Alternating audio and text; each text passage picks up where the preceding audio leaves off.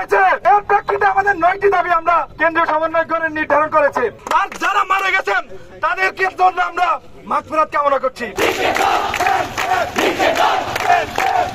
আমাদের ট্যাক্সের টাকায় আমাদের সন্তানের উপরে বুলেট ছোড়া হয়েছে। আমার ট্যাক্সের টাকায় এদের বেতন হয়। আপনারা জানেন আমাদের কেন্দ্রীয় 6 সমন্বয়ককে ডিবি অফিসে তুলে নিয়ে যাওয়া হয়েছে এবং ওখানে ভয়ভীতি দেখিয়ে একটি বিবৃতি পড়ানো হয়েছে, যা আমরা সারা দেশের ছাত্র সমাজ দৃঢ়ভাবে প্রত্যাখ্যান করেছি। ইন্টারনেট বন্ধ করে বাংলাদেশে যে ক্র্যাকডাউন চালানো হয়েছে, আমাদের ভাইদেরকে যেভাবে গণহত্যা চালানো হয়েছে, এর প্রেক্ষিতে আমাদের 9টি দাবি আমরা কেন্দ্রীয় সমন্বয়কগণের নির্ধারণ করেছে। প্রথম দাবি, প্রধানমন্ত্রী শেখ হাসিনাকে ছাত্র হত্যার দায় নিতে হবে, জাতির কাছে প্রকাশ্যে ক্ষমা চাইতে হবে। দফা 2, আইন শৃঙ্খলা রক্ষাকারী বাহিনী ও আওয়ামী সন্ত্রাসী কর্তৃক ছাত্র হত্যার দায় নিয়ে স্বরাষ্ট্রমন্ত্রী আসাদুজ্জামান খান কামাল, সড়ক পরিবহন ও সেতু মন্ত্রী ওবায়দুল কাদের, শিক্ষামন্ত্রী মুহিবুল হাসান চৌধুরী নফেল, আইনমন্ত্রী আনিসুল হককে মন্ত্রী পরিষদ এবং দল থেকে পদত্যাগ করতে হবে। দফা 3, ঢাকা সহ যত জায়গায় শহীদ হয়েছে সেখানকার ডিআইজি, পুলিশ কমিশনার ও পুলিশ সুপারদের চাকরি থেকে বরখাস্ত করতে হবে।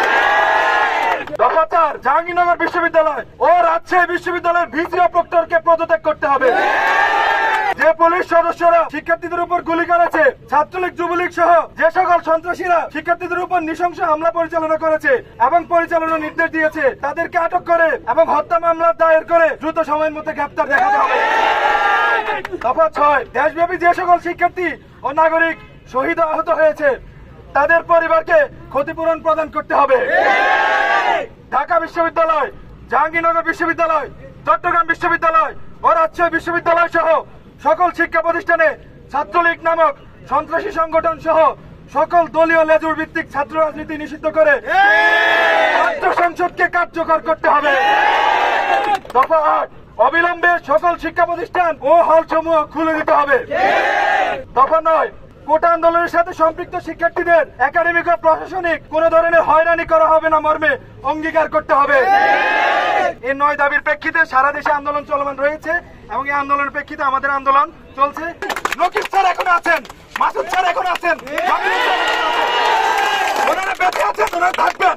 আর যারা মারা গেছেন তাদেরকে জন্য আমরা মাগফিরাত কামনা করছি। তাদের উপাচার্য সহ বিশ্ববিদ্যালয় প্রশাসন সবাই আত্মার মাগফিরাত কামনা করছি। একটি সভ্য সমাজে এই ধরনের দাবিগুলো জানাতে হয় না, এমনি কায়েম হয়ে যাওয়ার কথা। সেখানে আজকে এই ফ্যাসিবাদী সরকার, বিনা ভোটের সরকার আমাদেরকে যে পর্যায়ে নিয়ে গেছে, যার কারণে আমাদেরকে ক্লাস পরীক্ষা বাদ দিয়ে ছাত্র শিক্ষককে আজকে রাস্তায় দাঁড়াতে হয়েছে।